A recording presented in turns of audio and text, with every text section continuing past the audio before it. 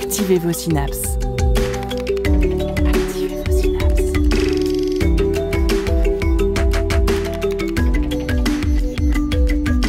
Poussez la porte du Labo des Savoirs et entrez dans un monde de science et d'expérience. C'est le Labo des Savoirs.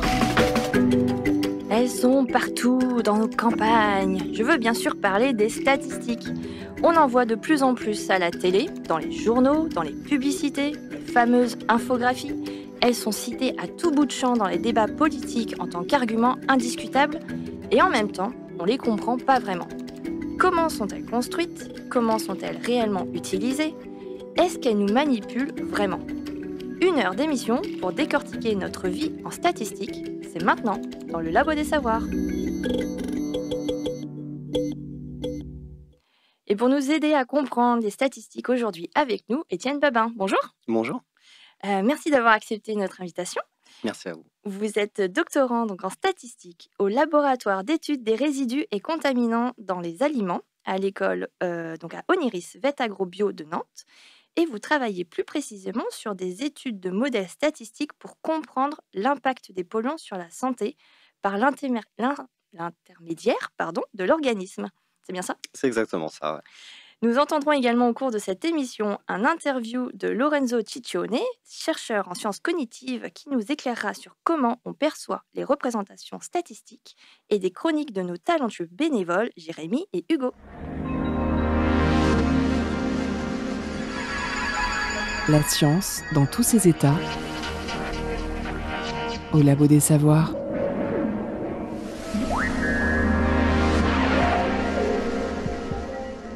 Alors les statistiques, rien que d'entendre ce mot, cela peut faire peur à certains ou certaines d'entre nous. Et pourtant, on n'y échappe pas. On les voit partout dans notre quotidien. 87% de nos consommateurs sont satisfaits de notre produit. Statistiques.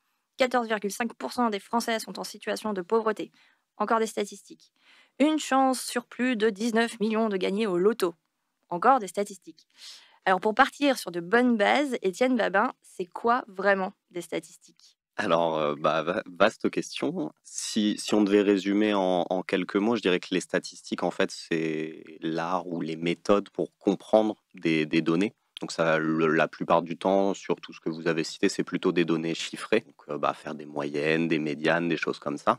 Et après, ça peut être sur des données, ce qu'on appelle qualitatives, donc oui ou non, malade, pas malade, des choses comme ça. Et ça va jusqu'à des modèles beaucoup plus complexes qui permettent de prévoir des choses, de prévoir... Une des questions moi, que je me pose, c'est est-ce qu'il y a vraiment une différence, c'est quoi la différence entre statistique et probabilité? Alors, en fait, on ne parle pas vraiment du même type de choses. Quand on parle de probabilité, c'est quelque part une métrique, quelque chose qu'on mesure. C'est-à-dire que la probabilité de quelque chose, c'est les chances que ce quelque chose arrive ou les chances qu'il n'arrive pas. Donc quand on parle de probabilité, c'est vraiment ça. Soit on arrive à la mesurer précisément, mais c'est du coup tout un pendant des maths fondamentales où on essaye de codifier ces probabilités de manière exacte. C'est-à-dire qu'on considère par exemple une pièce parfaite qui serait équilibrée totalement. Elle a autant de chances de tomber sur pile que sur face. Quand on parle de statistiques, on ira plus, si je reprends l'exemple de la pièce, on dira plus, je lance 100 fois la pièce, je vois combien de fois elle tombe sur pile, je vois combien de fois elle tombe sur face. Et là, on est vraiment sûr, on a des données et on essaye de voir ce que ça peut vouloir dire. Logiquement, si la pièce est à peu près équilibrée, ça tombera sur à peu près le même nombre de piles et de faces. Et ce qui peut rapprocher du coup les statistiques des probabilités, c'est ce qu'on appelle la loi des grands nombres. Alors c'est un nom un peu pompeux pour dire en gros que si on a, par exemple pour la pièce, donc la même chance de tomber sur pile ou sur face, si on lance un très grand nombre de fois, donc si le nombre de fois tend vers l'infini, et statistiquement, on aura à peu près 50% de fois où la pièce est tombée sur pile et 50% où elle est tombée sur face. Et donc, à quoi servent les statistiques exactement? En fait, par exemple, si je dis, parce que j'invente cet exemple, que 15% des Français n'aiment pas le chocolat. Chose improbable, tout le monde aime le chocolat. Mais j'ai l'impression qu'ici, ce serait plutôt, on utiliserait cette statistique pour un peu plutôt décrire une certaine situation, tandis qu'il y a d'autres statistiques qui peuvent être, comme vous le disiez tout à l'heure, plus prédictives. Quels sont les différents rôles justement des statistiques? Ce que je disais, ouais, de manière générale, les statistiques, ça décrit des données. Donc là, dans le cas que vous donniez, on décrit une situation. On a demandé à un certain nombre de Français, Françaises. On a essayé de prendre un échantillon qui est représentatif de la population. Et on a trouvé, avec une marge d'erreur, normalement, enfin, toujours, qu'il y a 15% qui n'aiment pas le chocolat. Donc c'est une description, mais on peut aller après sur des modèles plus compliqués qui servent à prévoir. Je ne sais pas si vous voulez des exemples un Oh peu bah, plus tout à fait, précis. oui, Allons-y. Alors, si vous en avez en tête. c'est ça, sur tout ce qui est météorologie. Alors bon, je dirais pas, je vous cache pas que je connais pas les modèles derrière, mais c'est de la prévision sur à la fois des données qu'on a eues précédemment et donc essayer de prévoir la façon dont ça va arriver par la suite. Du Ouais. coup, en fait, c'est, pour la météorologie, c'est, par exemple, quand on regarde sur notre appli et qu'on voit il y a 70 de chances qu'il pleuve demain, Mm, c'est ça les statistiques pour, c'est la ça. météorologie? Enfin, une des statistiques qu'on Ouais, utilise, exactement. Et là encore, souvent ce qui fausse un peu, enfin ce qu'on cite très rarement en statistique, c'est la marge d'erreur justement. Il y a 70% de chances avec une certaine marge. Ça permet de donner des estimations de quelque chose qui se passera après, à partir des données qu'on a à l'instant T.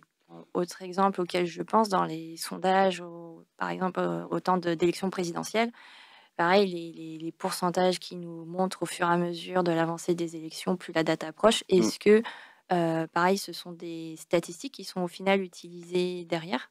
Oui, là totalement, ça reprend un petit peu l'exemple que vous donniez pour le chocolat, c'est-à-dire qu'on demande à une proportion de personnes de dire pour qui ils voteraient maintenant.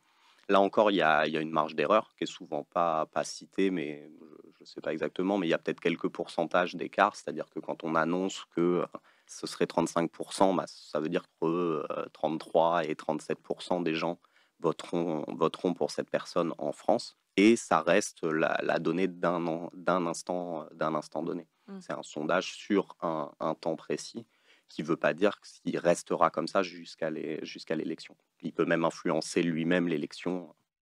Et donc les statistiques peuvent avoir un rôle descriptif. Elles sont là aussi parfois pour aider à prendre des décisions, comme là les sondages Mm. présidentiels, des fois ça peut influencer. Mais il arrive parfois que leur utilisation soit détournée sans qu'on s'en rende compte. N'est-ce pas, Jérémy? Effectivement, Mélissa.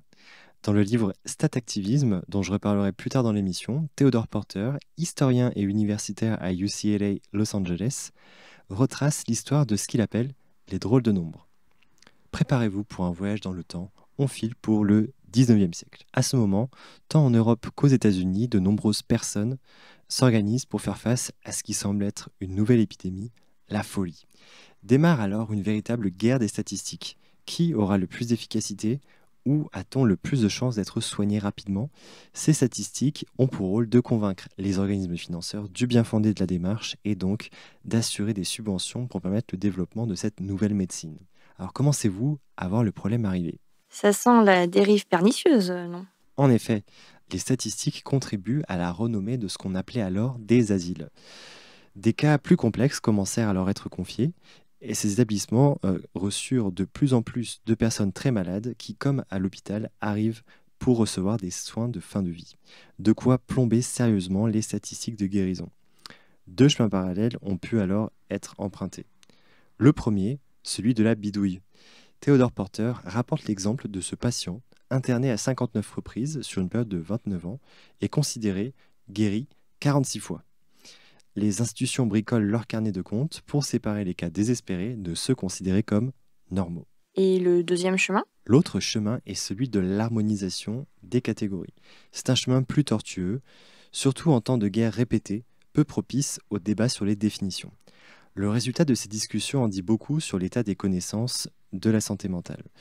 Vers 1870, sont suspectés alors des événements comme l'alcoolisme, la tuberculose, la naissance illégitime, l'épilepsie ou encore le crime. Cette dernière démarche est caractéristique de nombreuses statistiques utilisées aujourd'hui, visées de dépassionner un sujet pour lui garantir d'être pris au sérieux sous l'aspect de chiffres sobres et factuels. Porter parle même de produire des chiffres ennuyeux. Produire des chiffres ennuyeux. Qu'est-ce que ça voudrait dire? Comment on fait ça?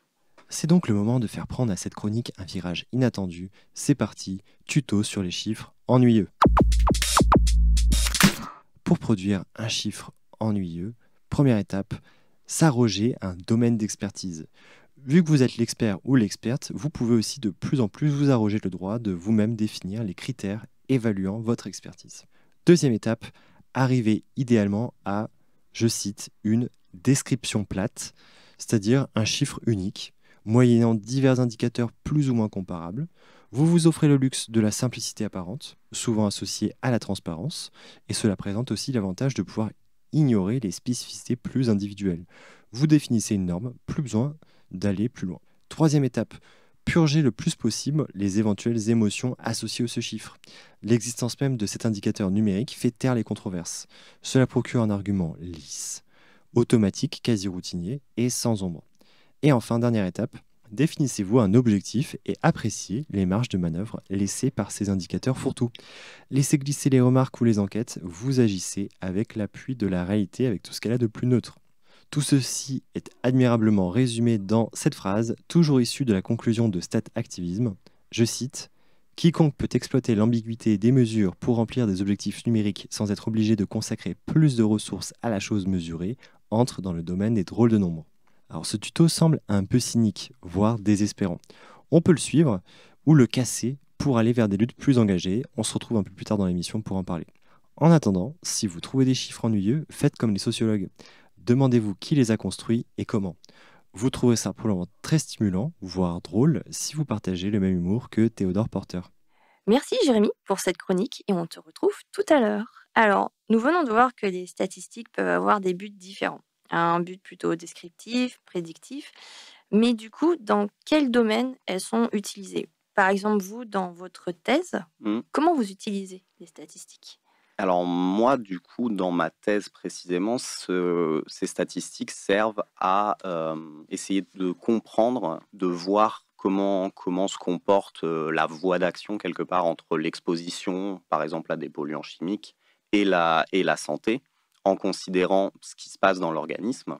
Et donc moi, le but, c'est d'avoir des modèles qui peuvent considérer les données à la fois d'exposition, à la fois de l'organisme, et essayer de retrouver un lien avec ce qui se passe au niveau santé, où en ce moment je travaille sur l'âge gestationnel par exemple, est-ce que c'est des naissances prématurées ou non. Et donc voir un petit peu en ressortant les expositions, les molécules de l'organisme qui ont un impact, et faire un premier tri, et donc pas avoir à chercher parmi des milliers d'expositions ou des millions de molécules.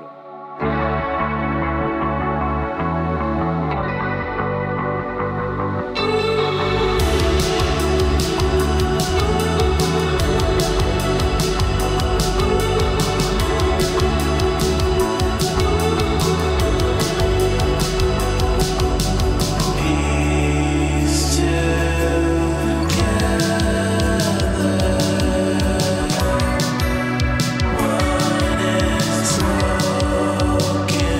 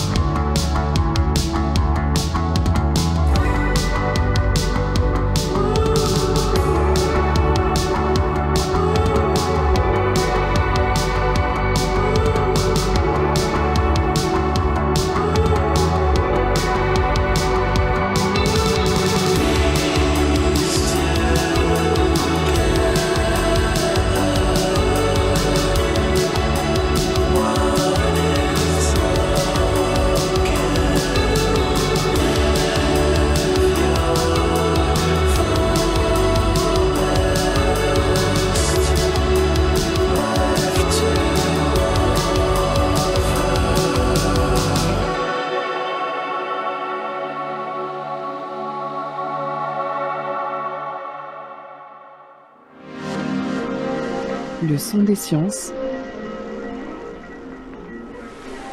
au Labo des Savoirs.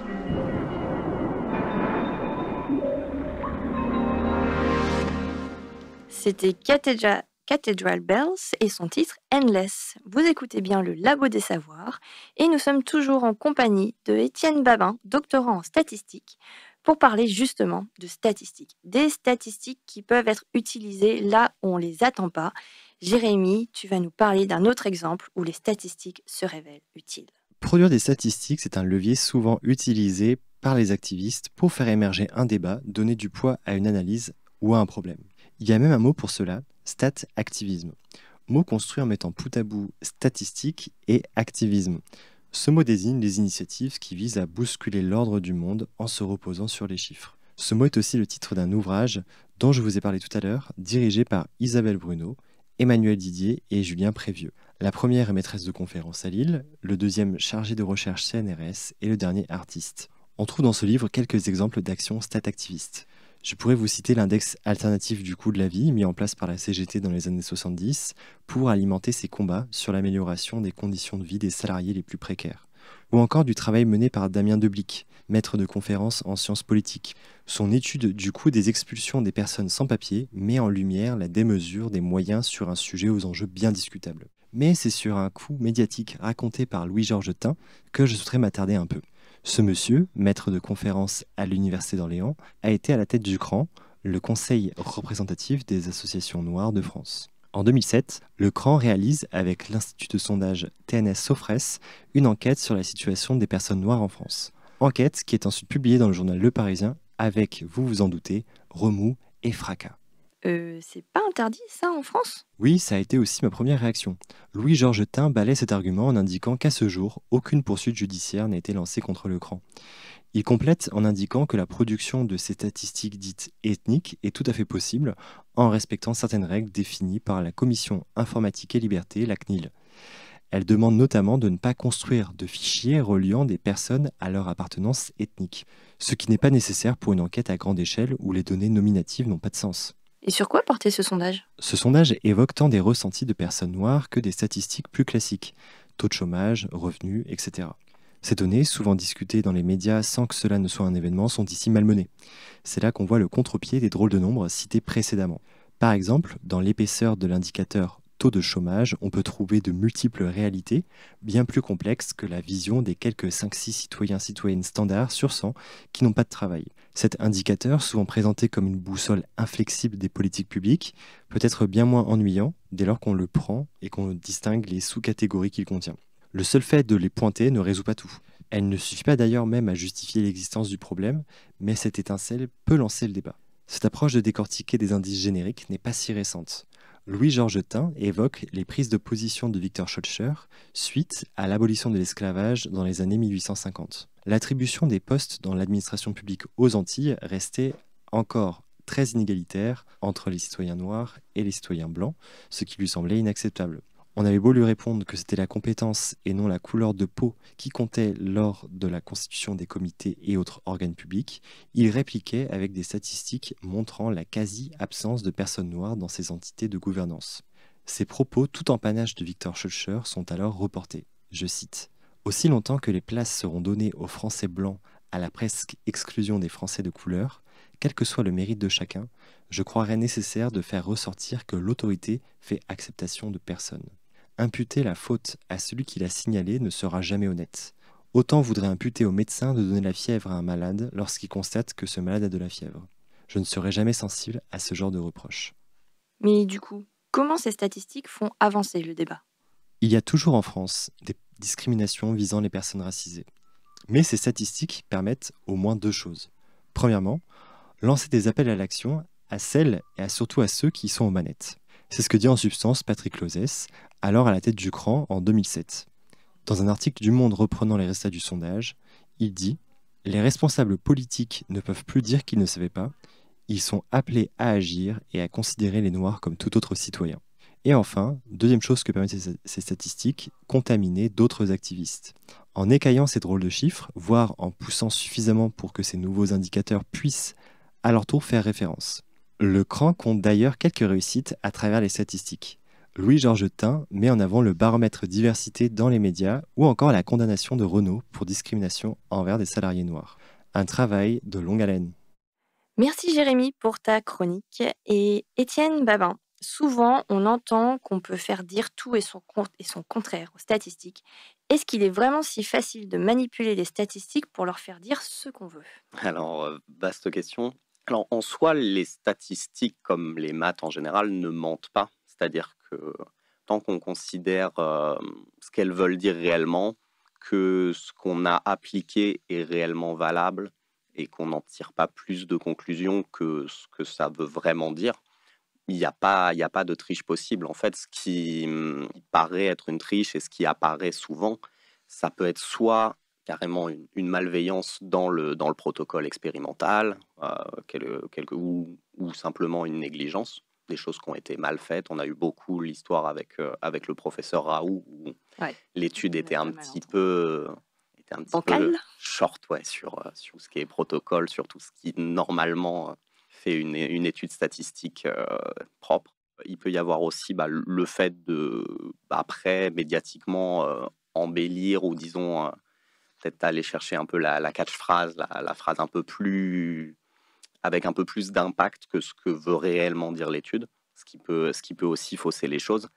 Et bien sûr, quand on a l'impression que les statistiques nous mentent quelque part, c'est parce que la personne qui les utilise veut faire dire quelque chose et donc masque une partie de ce qu'elles veulent dire. Et en gardant en effet qu'une partie des résultats, on peut faire dire quelque chose qui est faux en fait. Ok, Mais dans donc, l'ensemble, elles mentent pas directement. ouais, donc en fait, il Mm. n'y a pas vraiment de bonnes ou de mauvaises statistiques, c'est plutôt la manière dont on les utilise et dans la manière dont on les présente.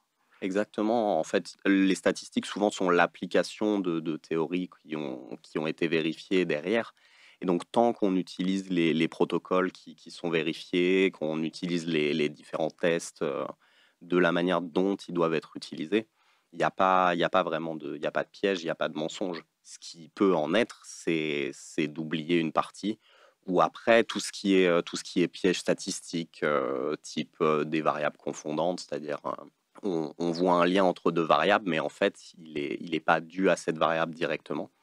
L'exemple classique, c'est les buveurs de café qui ont plus de cancer. Alors, c'est un exemple type, hein, je ne sais pas s'il est toujours vérifiable statistiquement, mais en fait, c'est Ouais, lié au fait que plus de fumeurs boivent du café. Enfin, les buveurs de café ont tendance à plus fumer et les ok. fumeurs ont tendance à avoir plus de cancer du poumon. Mais ça ne veut pas dire que le café est dangereux pour le Oui, cancer du c'est poumon. ça. Le café ne va pas dans les poumons et on Non, t'attaque a pas priori, directement. non. Ok. Oui, c'est ça, c'est quand il y a en Mm, fait un facteur entre les deux qu'on n'a pas énoncé ou qu'on n'a pas vu aussi, c'est peut-être, ça. qui fait qu'on a un facteur justement qui Mm, peut tromper sur les conclusions des statistiques. exactement. Donc on a vu que les statistiques sont quand même présentes autour de nous au quotidien et dans l'exercice des sciences. Ça veut bien dire qu'on en a besoin et qu'elles sont aujourd'hui indispensables en fait. Oui, elles sont présentes en effet dans pratiquement toutes les sciences. C'est-à-dire que le grand classique, c'est ce qu'on appelle les tests statistiques. Donc dire si ce médicament est vraiment plus efficace qu'autre chose, est-ce qu'il est vraiment plus efficace que rien, avec tout ce qui est justement test contre placebo ou des choses comme ça. C'est utilisé dans toutes les études psychologiques, c'est utilisé partout en sciences. Et c'est vrai que c'est ce que vous disiez, ça imprègne également le quotidien. Ça peut être présent même dans des... J'ai pas pensé à l'exemple tout à l'heure, mais dans des jeux vidéo. Je ne sais pas si vous connaissez Football Manager, qui est un simulateur en gros d'entraîneur de foot, Ok. qui justement récupère énormément de statistiques de footballeurs, etc. Et qui, le principe, c'est qu'on peut avancer d'année en année et les footballeurs deviennent plus ou moins forts. Mais donc, il y a une prévision en fait Mm. de l'avenir des footballeurs. Et il paraît que certains entraîneurs se sont servis de Football Manager pour trouver des pépites, etc. Parce que justement, les statistiques, les données qu'ils ont sont immenses. C'est Donc, jusque dans les jeux vidéo, quoi. c'est ça. Et donc même nous, citoyens lambda, on utilise des statistiques dans notre raisonnement du quotidien sans le savoir. Mais pas toujours à bon escient. N'est-ce pas Hugo? Quand il faut prendre des décisions arbitraires, du type quel chemin dois-je prendre, slip bleu ou slip rouge aujourd'hui, j'utilise souvent un dé. Quand on lance un dé, on a normalement autant de chances de tomber sur un 1 que sur un 6. Si je lance le dé plusieurs fois et que je note le résultat, on est tout simplement en train de chercher la distribution de probabilité d'un événement. le lancer de dés. Dans le cas du dé, la distribution de probabilité est uniforme. J'ai autant de chances d'avoir un 1 que un 6. Mais il en est généralement autrement pour les autres phénomènes. Les statistiques sont un champ de la théorie des probabilités, et quand on cherche à déterminer la fréquence du résultat d'un événement, on les appelle statistiques fréquentistes. La théorie des probabilités permet de faire quelque chose de très intéressant, de l'inférence. L'inférence, c'est une approche analytique et déductive qui, en connaissant bien un phénomène, permet de généraliser nos connaissances à tous les phénomènes similaires, et donc de fournir soit une analyse de tous ces phénomènes, soit de prévoir un nouveau phénomène à venir, avec une probabilité d'erreur. Ok, mais du coup, c'est quoi le lien avec l'intuition? Eh bien, dans notre vie quotidienne, on fait de l'inférence tout le temps. On est régulièrement confronté à des phénomènes et à des événements, et on développe par expérience une certaine intuition pour ces phénomènes. Notre intuition, c'est tout simplement de l'inférence basée sur nos expériences passées. Un exemple facile, c'est la météo. S'il fait gris, il va peut-être pleuvoir. Au quotidien, on fait donc de petites statistiques, on estime à la louche des probabilités, et on évalue des risques. S'il fait gris, parapluie ou pas. Comme on pratique l'inférence quotidiennement, on pourrait avoir l'impression que notre intuition est fiable. Eh bien pas du tout. Comme notre intuition est nourrie par notre expérience, elle est forcément biaisée par de multiples biais. D'abord, le biais d'attention sélective, qui est le fait de remarquer certaines choses en raison de notre histoire ou de notre culture, et de ne pas tenir compte du reste. Par exemple, une personne qui n'a jamais subi de discrimination raciale peut-elle identifier les microagressions racistes du quotidien? Il y a aussi le biais de confirmation. C'est identifier des événements qui soutiennent nos hypothèses tout en ignorant les contre-preuves potentielles. Ces biais, parmi d'autres, conduisent généralement à un problème qu'on appelle le sophisme d'oubli de la fréquence de base. Derrière ce nom compliqué se cache le fait qu'on évalue généralement mal la probabilité d'un événement en négligeant des informations importantes, et donc on prend des décisions inadaptées. Je prends un exemple. L'Irlande a beaucoup de personnes avec les cheveux roux dans sa population. C'est une information largement relayée dans les médias. Si on prend une personne au hasard en Irlande, à combien on estimerait la probabilité que cette personne soit rousse? Autrement dit, c'est quoi beaucoup en termes de proportion? 30%? 50%? En fait, la proportion de roux en Irlande est d'environ 10%. On a simplement oublié la fréquence de base en raison de notre perception stéréotypée des Irlandais. Et il y a d'autres aspects où notre intuition fait défaut? Oui, car au pays de la théorie des probabilités, les statistiques fréquentistes ont une jumelle bien moins connue, les statistiques bayésiennes. Ces deux champs de la théorie des probabilités sont souvent mis en opposition, mais ils sont que deux faces de la même pièce. Les statistiques fréquentistes cherchent à déterminer les fréquences des conséquences d'un événement. On détermine pour cela une valeur numérique, pour représenter la probabilité d'une conséquence en connaissant l'événement qui la cause. Au contraire, les statistiques dites bayésiennes ne s'intéressent pas aux conséquences d'un événement, mais aux causes éventuelles de cet événement. On détermine pour cela, là aussi, une valeur numérique, pour représenter non plus la probabilité, mais la plausibilité d'une cause en connaissant l'événement qui en résulte. Ce champ des statistiques est dit bayésien en raison de Thomas Bayes, un mathématicien et pasteur anglais, qui, avec Richard Price, fut lui aussi un mathématicien et pasteur anglais, ont formulé le théorème fondateur de ce champ de la théorie des probabilités, le théorème de Bayes. La légende raconte qu'il cherchait à prouver l'existence de Dieu à partir de ses manifestations sur Terre. Ils ont réussi? A priori non, ou en tout cas l'histoire ne le dit pas. Mais à défaut de prouver l'existence de Dieu, ils ont découvert un outil mathématique singulier qui a ouvert un nouveau champ des statistiques. Car si on peut faire de l'inférence avec les statistiques fréquentistes, on peut aussi en faire avec les statistiques bayésiennes. Mais vous pouvez mettre votre intuition de côté, car pour ce type de statistique, elle est au chou. Je vais commencer avec un exemple. Prenons un sujet au hasard, Madame D. Madame D aime les loutres. Dès qu'elle en voit une, et quelle que soit la forme, en photo ou en peluche, elle ne peut pas s'empêcher de s'exclamer « Oh, mais comme c'est trop mignon !» Imaginez, vous rencontrez par hasard Madame D, et elle est en train de s'exclamer « Oh, mais comme c'est trop mignon !» Est-ce qu'on peut calculer la probabilité que Madame D soit en train de regarder des photos de loutres sur Instagram? Oui, on peut. Intuitivement, on va se dire que ça dépend de la fréquence des photos des loutres sur Instagram. Eh bien, pas seulement. On ne cherche pas ici à déterminer si Madame D va s'exclamer devant une photo de loutre, mais sachant que Madame D s'est exclamée, est-ce qu'elle regarde une photo de loutre? Autrement dit, sachant la conséquence, est-ce qu'on peut déterminer la cause? Pour répondre à cette question, le théorème de Bayes nous dit que la probabilité qu'un événement soit la cause d'un événement constaté dépend évidemment de la probabilité de la cause, donc dans notre cas de la probabilité de rencontrer une loutre sur Instagram, mais aussi de la probabilité de la conséquence en connaissant la cause. Et pour nous, c'est la probabilité que Madame D s'exclame devant une loutre. Et troisièmement, elle dépend aussi de la probabilité de la conséquence. Donc que Madame D s'exclame devant une photo sur Instagram, quelle qu'elle soit. Ainsi, pour affirmer la cause d'un événement, il faut que cette cause soit suffisamment fréquente, que la relation de causalité entre cause et conséquence le soit elle aussi, et que, combinée, elles deux soient plus que la fréquence de l'événement constaté. Autrement dit, pour dire qu'avec une certaine solidité que Madame D est en train de regarder des photos de loutre sur Instagram quand elle s'exclame, il faut qu'il y ait suffisamment fréquemment des photos de loutre sur Instagram, que Madame D s'exclame suffisamment fréquemment en voyant une loutre, et que ces deux probabilités combinées soient plus importantes que la probabilité que Madame D s'exclame sur Instagram tout court. Et ça, c'est loin d'être évident.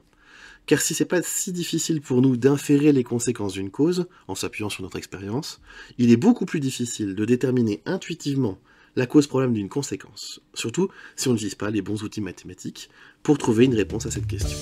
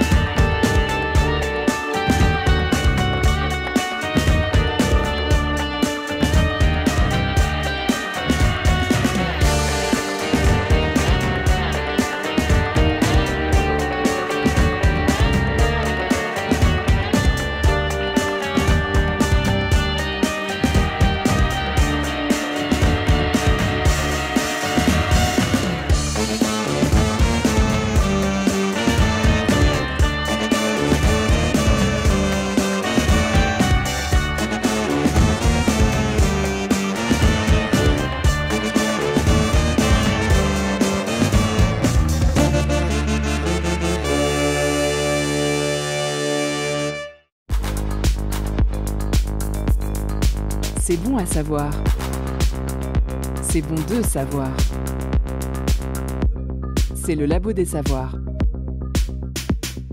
C'était Sirens Glitch de Colonel Jafar et vous êtes bien au Labo des Savoirs où on explore le monde des statistiques qui nous entourent. Et pour savoir justement comment on les perçoit ou plutôt comment notre cerveau les perçoit, j'ai interviewé Lorenzo Ciccione, chercheur en sciences cognitives. Bonjour Lorenzo Ciccione. Bonjour.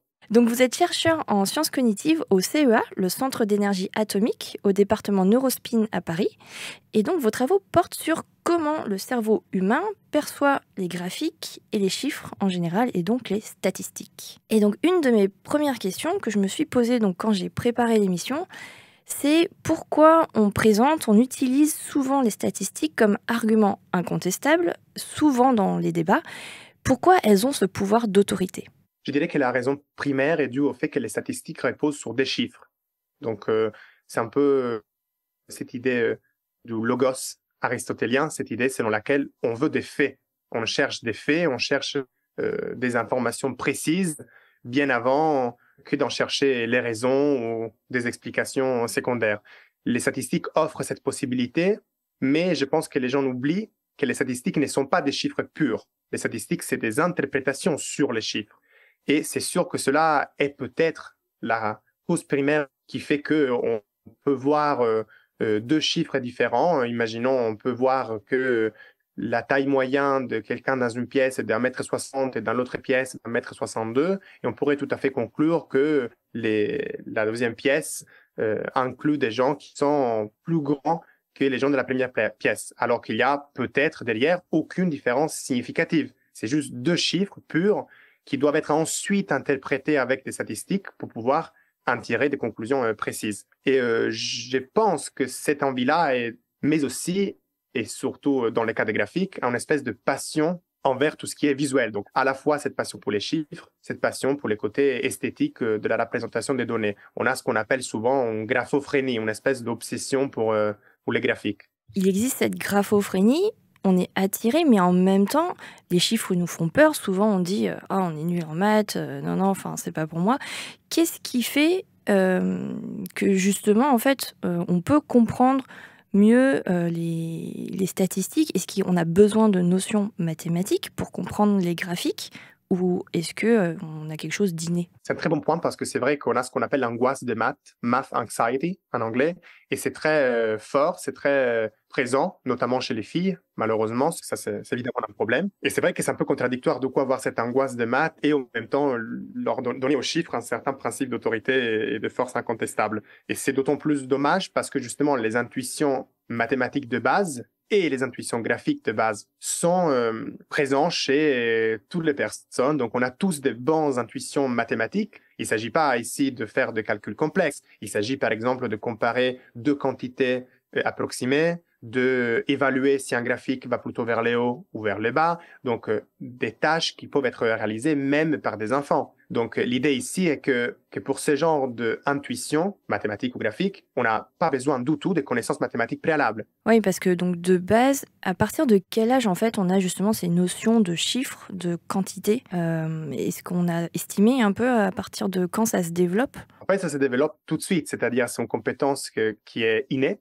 J'utilise ce mot avec des pincettes, bien sûr, mais on peut bien dire que c'est une compétence innée. Les nouveau-nés savent déjà distinguer des quantités approximées différentes. Bien évidemment, leur capacité est plus faible que celle des adultes, c'est-à-dire qu'ils ont besoin de ratios s'ils doivent comparer, par exemple, 4 items d'un côté et 12 de l'autre, ils y arrivent parce que c'est un ratio assez important. Si ce ratio est faible, ils n'y arrivent pas. Mais cette capacité générale approximée est présente dès la naissance. Ah oui, d'accord. Donc, on a une capacité à approximer et après, en fait, on a aussi une capacité à compter exactement qui se développe après. Exactement. Et selon plusieurs études, cette capacité arrive justement raffiner, améliorer, préciser cette capacité approximée. On a fait des études, enfin, certains de mes collègues ont fait des études en Amazonie, par exemple, chez des populations qui n'ont pas de mots pour indiquer des chiffres. Donc, en fait, leurs mots s'arrêtent autour de 4 ou 5. Pour des quantités supérieures, ils utilisent des termes génériques comme beaucoup. Autre chose, bien évidemment, si en fait, à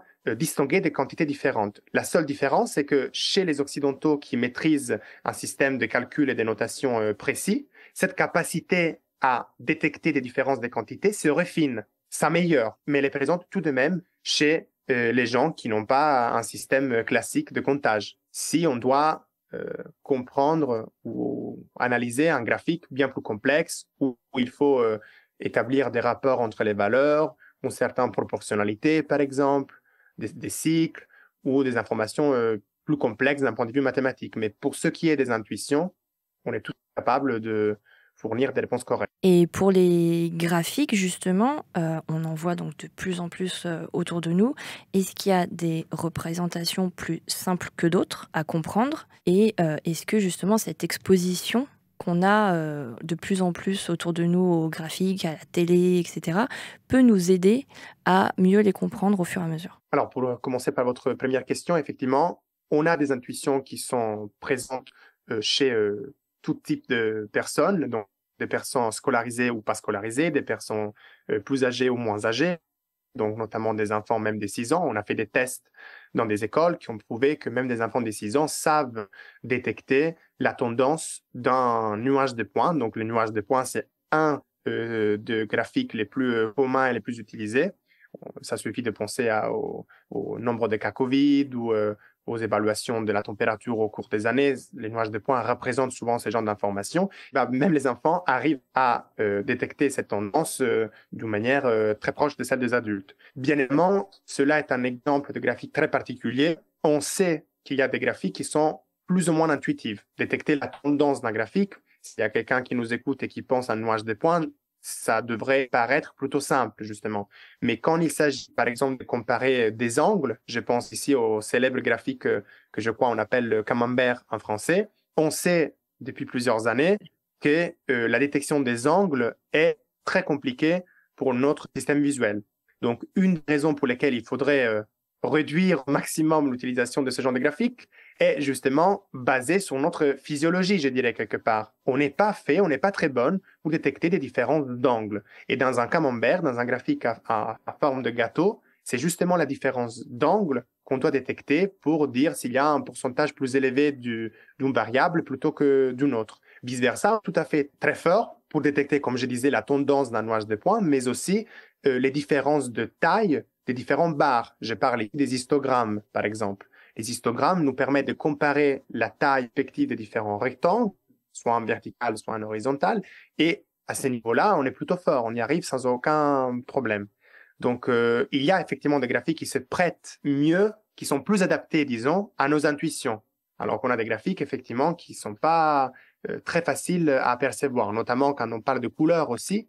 On a des différences de couleurs qui sont tout à fait plus frappantes et parfois même en accord avec nos idées préalables. Je pense ici au graphique très célèbre que peut-être beaucoup de gens connaissent, le graphique de l'Economist, qui montrait l'évolution des températures au cours des années et qui montrait des barres verticales bleues, donc qui indiquent le froid, qui vont de plus en plus vers les rouges. Donc vers les années courantes, on sait qu'il fait beaucoup plus chaud. Et donc, même sans avoir une légende, on sait tout de suite que ce graphique temporel nous montre une progression qui va du froid au chaud, parce que ça va du bleu vers les rouges. Donc voilà, ça c'est un exemple de graphique qui a marché très bien. Pour revenir aux couleurs, en fait là, les graphiques jouent sur la représentation des couleurs dans notre imaginaire collectif, où effectivement, souvent on associe le bleu au froid, le rouge au chaud, comme on peut aussi, par exemple, associer le rouge aussi à l'interdit et au vert au valide. Absolument. Et donc, du coup, il faut suivre ces règles-là dans la création d'un graphique pour que ça soit le plus lisible possible, pour que ça puisse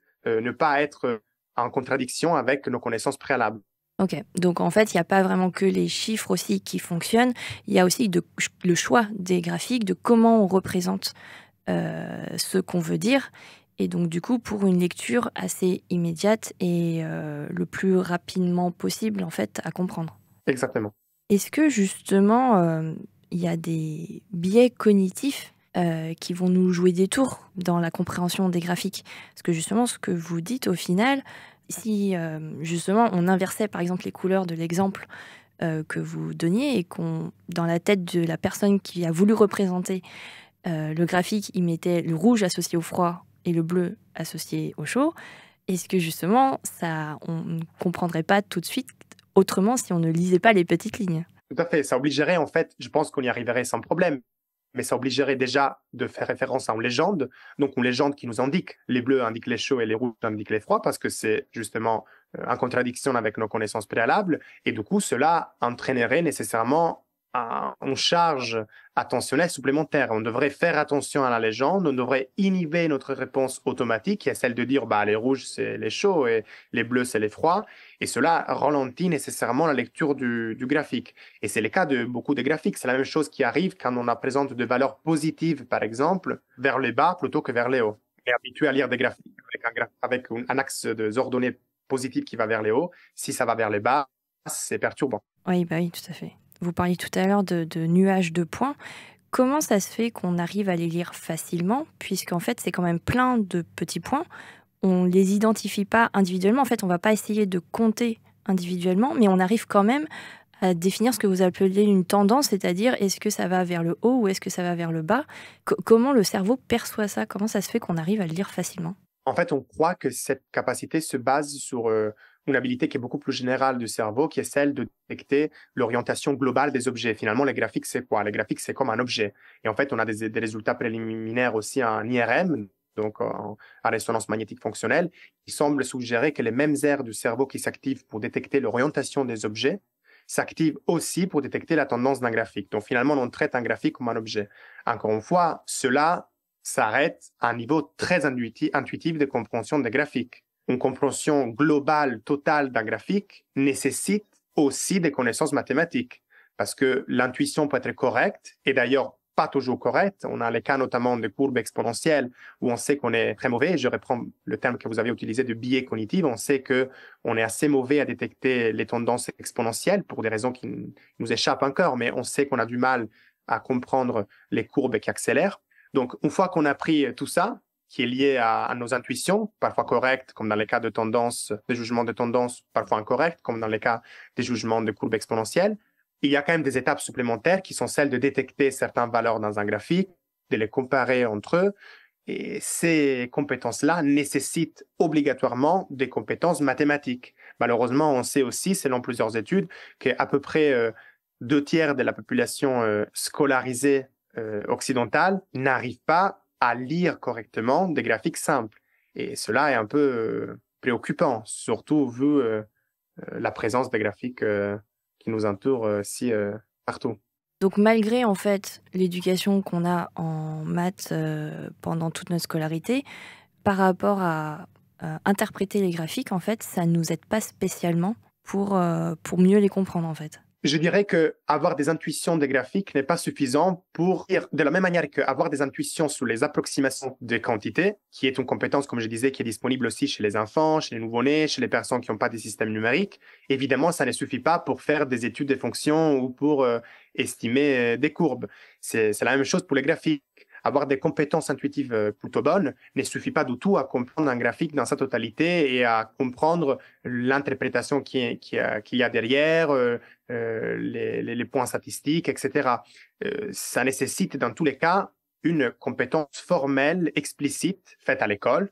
Mais si dans les cas des mathématiques, on peut toujours se dire que peut-être il y a un problème dans la façon dans laquelle on enseigne les mathématiques, mais en tout cas, les mathématiques sont enseignées. Dans les cas des graphiques, ça suffit de faire un petit tour des programmes scolaires. Et en fait, on s'aperçoit qu'ils sont très peu enseignés, en tout cas très peu de façon formelle. Ils sont souvent introduits dans des matières très disparates. On peut avoir des graphiques en histoire, des graphiques en géographie, des graphiques en sciences, des graphiques en maths, justement. Mais il n'y a pas vraiment de temps, surtout dans la plupart des manuels scolaires, de temps dédié à l'apprentissage formel d'un graphique, de sa syntaxe même. Parce que lire graphique, c'est aussi savoir lire sa syntaxe. Où ils vont les axes, comment ils sont orientés, qu'est-ce que les points signifient, où ils sont localisés. Et cela, ça s'apprend. Ça s'apprend comme on doit apprendre les maths. Pourquoi, justement, comme on a des difficultés à lire certains graphiques, pourquoi en fait on continue à utiliser des graphiques ultra compliqués justement avec les échelles logarithmiques par exemple, ce genre de choses? Pourquoi ce genre de graphique existe? Là, je vais évidemment exprimer mon point de vue parce que je n'ai pas de base scientifique sur laquelle je peux appuyer mon propos, mais mon intuition est qu'on aime quelque part la complexité. On cherche à rendre les choses plus complexes. On a certaines études qui montrent que le fait de mettre beaucoup de graphiques dans un papier les rend plus fiables aux yeux du lecteur, plus jolis. Et je pense que le fait d'inclure, par exemple, parfois des échelles logarithmiques ou des choses qu'on sait pertinemment qui causent des difficultés de lecture chez les gens pourrait peut-être aller dans cette direction-là. On aime mettre des choses complexes parce que ça rend l'étude plus scientifique. Alors que parfois, des données peuvent être tout à fait expliquées avec des mots sans besoin nécessairement tout le temps de les représenter sous forme de graphique. Après, je dirais aussi que c'est une espèce de faute, je dis ça entre guillemets, des chercheurs qui ne sont pas forcément très habitués à vulgariser leurs résultats et qui, parfois, ils se disent que leurs outils de travail qui sont très familiers pour eux devraient l'être aussi chez un lecteur lambda qui rencontre leurs résultats dans un article de presse. Et cela, évidemment, est faux. Chacun maîtrise ses compétences dans la vie et les chercheurs maîtrisent ces outils graphiques, enfin, la plupart du temps, parce qu'on voit aussi des graphiques plutôt trompeurs ou mal réalisés par des chercheurs. Mais en tout cas, normalement, ils maîtrisent cet outil et du coup, la plutôt tendance à se dire que tout le monde va le maîtriser de la même manière. Oui, c'est parce que dans les articles scientifiques, en fait, ils s'adressent à un public vraiment averti de pairs, d'autres scientifiques qui, eux aussi, peuvent comprendre. Et du coup, derrière, il faut vraiment un travail de vulgarisation, en fait, des articles scientifiques de la part, justement, des médiateurs, des vulgarisateurs scientifiques. Et donc, dernière question, est-ce que vous avez des astuces pour nous aider à mieux comprendre les graphiques qui nous entourent? Quelles sont justement les petites astuces qu'on peut faire pour mieux comprendre? Déjà, il faut savoir que justement, comme vous avez dit au début de l'entretien, beaucoup de graphiques sont utilisés aussi pour tromper quelque part. On se sert des statistiques pour passer des messages qui ne sont pas forcément corrects, ou en tout cas qui exagèrent des résultats par rapport à d'autres. Pour reprendre l'exemple que je faisais au début de la différence de taille entre des personnes qui sont dans deux pièces différentes, si j'exagère, si j'étire l'axe des Y en indiquant tous les différents millimètres qui peuvent y avoir des différences entre 1,60 cm et 1,62 cm, évidemment, cette différence va me paraître beaucoup plus importante.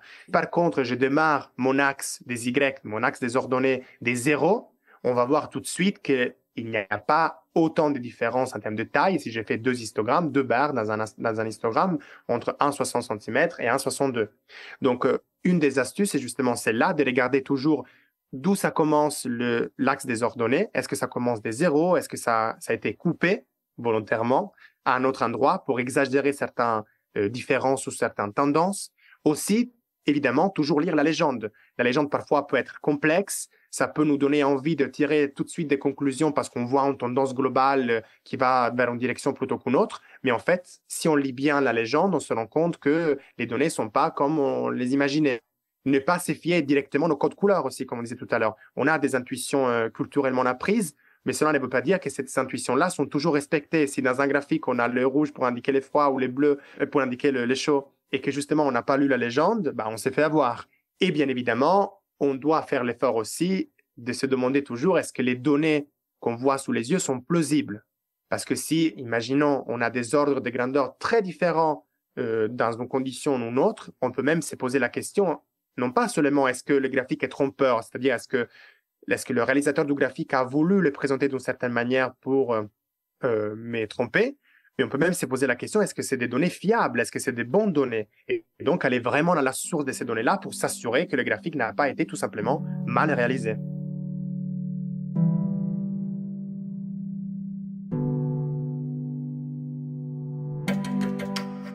Et ce sont sur ces précieux conseils que notre émission sur les statistiques se finit.